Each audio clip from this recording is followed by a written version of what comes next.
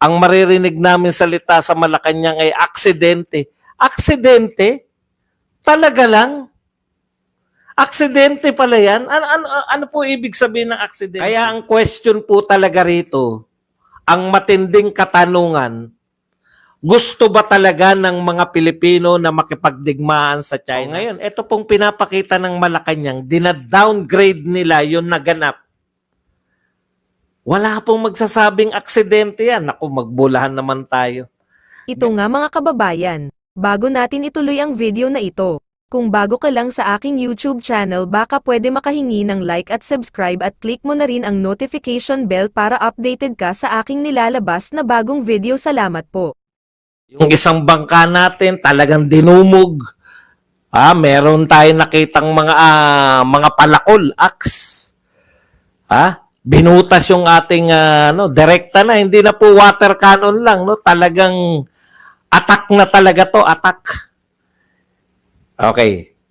Pero ganun talaga eh. Yung pahayag po na Malacanang, alam nyo, sabi na nga eh. Kaya ito po, hindi ko po alam kung ano po pakiramdam ng mga sundalo ngayon. Hindi ko po alam. Pero kung ako po yan, kami yung naroon, kami yung naputulan ng daliri, kami yung kinukuyog. Tapos ang maririnig naming salita mula sa Malacanang, ang maririnig namin salita sa Malacanang ay aksidente. Aksidente? Talaga lang? Aksidente pala yan? Ano po ibig sabihin ng aksidente? Pag aksidente po, ganito po ang aksidente. Nagdadrive ka. Di ba? Nawala ng preno yung kasunod mo. Pag hinto mo dahil may dadaan na bunggo ka, aksidente. O kaya parehas kayo mabilis.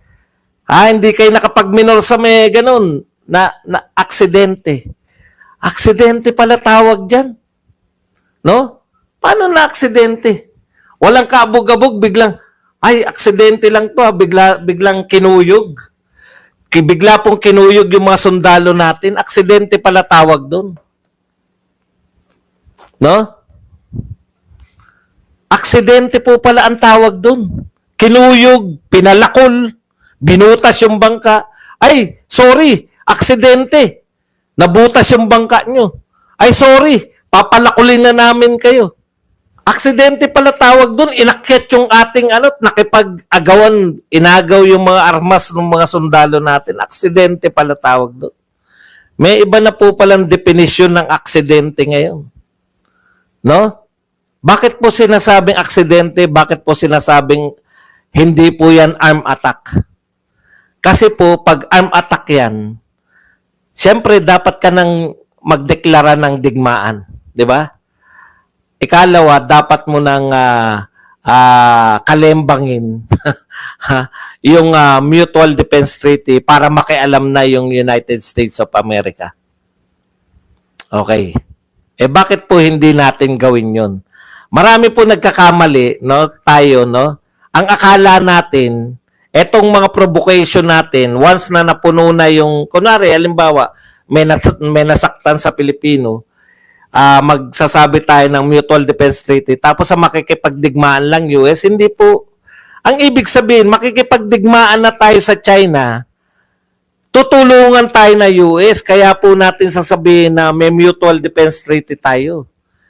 Yung kalaban namin sa digmaan, dapat labanan nyo rin. Hindi po, ang Mutual Defense Treaty, hindi po ibig sabihin yan, inapi kami, labanan, kayo ang lumaban para sa amin. Hindi po gagawin ng US yan. Ang US po sanay na mag-proxy war. Ang gusto natin, ang ka-proxy war natin sa China, US. Kaya ang question po talaga rito, ang matinding katanungan, gusto ba talaga ng mga Pilipino na makipagdigmaan sa China? Ano na po tayo, no? Pare-pareho na po tayo, back to zero po tayo. Tama na yung propaganda. Tigilan nyo na yung propaganda. Sino man yung nagsasabi ng kung ano-ano. Yung Mutual Defense Treaty, hindi po ibig sabihin yan, makikipagdigmaan yung US, hindi tayo gagalaw. US ang bahala, hindi po.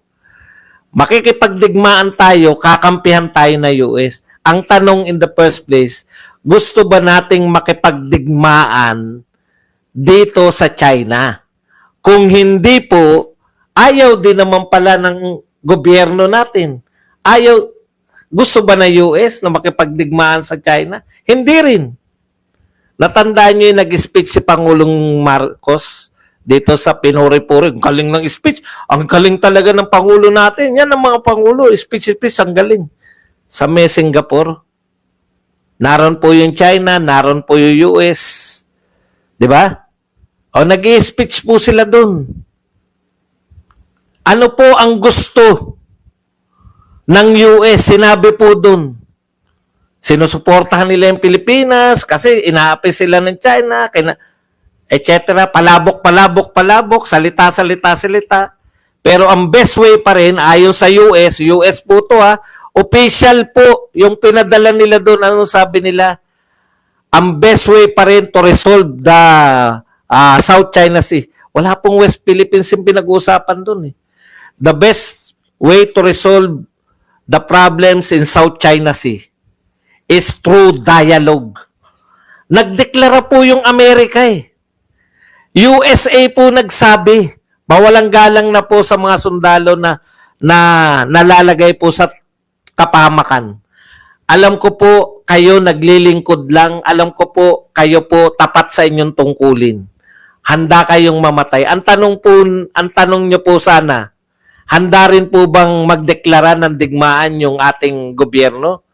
Handa po ba yung mamamayan na suportahan yung digmaan na kanilang idedeklara? Wala pong may gusto ng digmaan. Tinitiyak ko po sa inyo, yan ang question ko rito sa mga survey. Kung ano-anong mga sinasarbe ninyo na ang tanong nyo ganito kasi, no? Pag may mga nagsasarbe po pero ganito ang tanong, handa nyo bang ipagtanggol ang Pilipinas? Siyempre, sino po sasagot ng Pilipino na hindi nila kaya? Tanungin nyo po ng direkta. Handa ka ba, ikaw na ini-interview namin, handa ka ba makipagdigmaan sa China? Ano ko bali? Lahat yan. Tinitiyak ko sa inyo, 90% magsasabi na hindi sila makikipagdigmaan sa China. O ngayon, ito pong pinapakita ng Malacanang, dina-downgrade nila yung naganap. Wala pong magsasabing aksidente yan. Naku, magbulahan naman tayo. Ganyan po sila, no? Yung talagang ang Malacanang, kaya po nilang baliin ng katotohanan.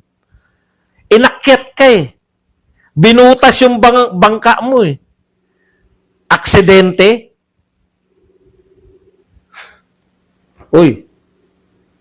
Teka, may bigla akong natawagan, may napindot ako. Never pong aksidente yun. Paano magiging aksidente yun? Pero kinakailangan po nila, bakit? Sabi ng US, makipag-dialogo kayo Sabi na, yung opisyal na pahayag ng US, no? Teka lang napindot ko yung anak ko. Akala niya tinatawagan.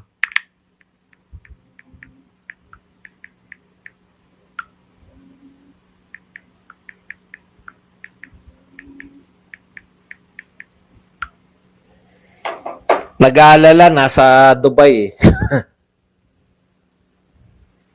Okay. Yung kalaban nga ng China, ayaw ng digmaan ngayon. Maunawaan nyo po yung US kung bakit ayaw po nila.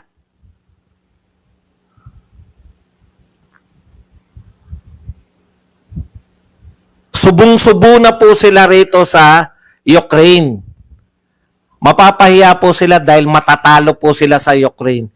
Subong-subo po sila sa Israel. Dami nilang kalaban. Dito sa Ukraine, kalaban nila Russia. Sa Israel, kalaban nila Iran. Sangkatutak pala yung mga kakampi ng Iran. Yung Iran pala, no? Ang daming grupo na sinusuportahan ng Iran. Yun po ang kalaban nila sa Israel. Subong-subo na sila, hindi po magsisimula.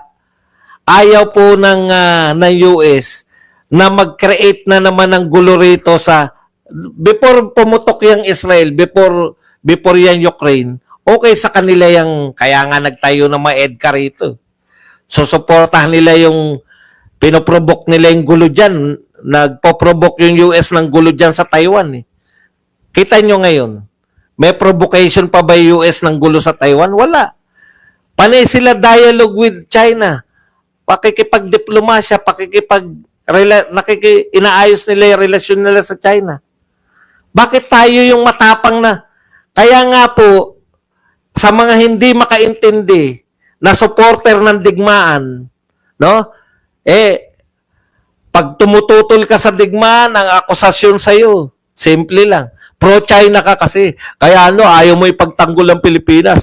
Manang-mana ka sa amo mo si Digong, pinamigay ang Pilipinas. Yung litanya yung pinamigay ang Pilipinas, wala naman kayong masabi anong teritoryo natin ang nakuha ng China nung panahon ni Digong.